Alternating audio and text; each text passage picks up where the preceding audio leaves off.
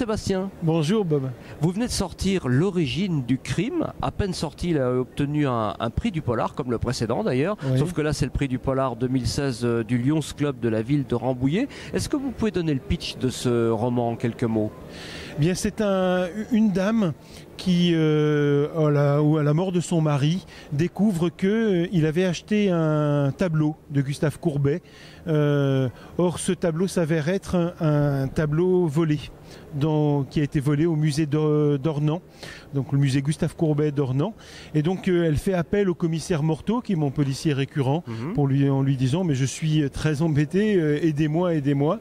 Donc le commissaire Morteau va rechercher qui a pu vendre ce tableau à cette dame, enfin au mari de cette dame, et il va découvrir qu'il s'agit d'un peintre, qui se fait passer pour un descendant de Courbet, et à peine il va vouloir l'interroger, à peine il s'approche de lui que ce peintre-là a un accident bête, il meurt. Et puis il va rechercher un autre témoin qui va mourir également, ce qui fait qu'on va avoir 2 enterrements à Ornans. C'est un petit clin d'œil au tableau Un enterrement à Ornans qui est au musée d'Orsay.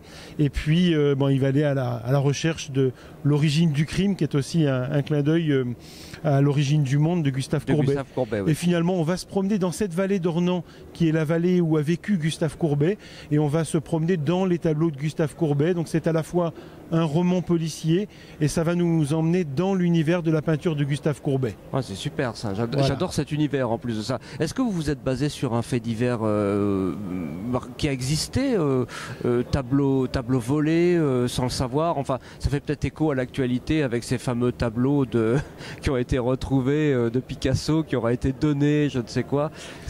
Non, il n'y a pas vraiment de lien avec une histoire réelle autour de vol de tableaux ou de tableaux, parce qu'il y a à la fois des tableaux volés et des faux tableaux. Il y a un petit peu les deux qu'on retrouve dans cette histoire. Par contre, il y avait une vraie volonté pour moi d'amener les lecteurs dans l'univers de la peinture de Courbet. Donc là, c'est vraiment une promenade, à la fois dans la vallée où il a vécu, dans l'histoire, qui était Courbet, qui il était par rapport à l'histoire de la Révolution de 1848, enfin, etc. Et puis la peinture de Courbet, donc une découverte aussi de cet univers un peu particulier. Belle approche, bien originale en tout cas.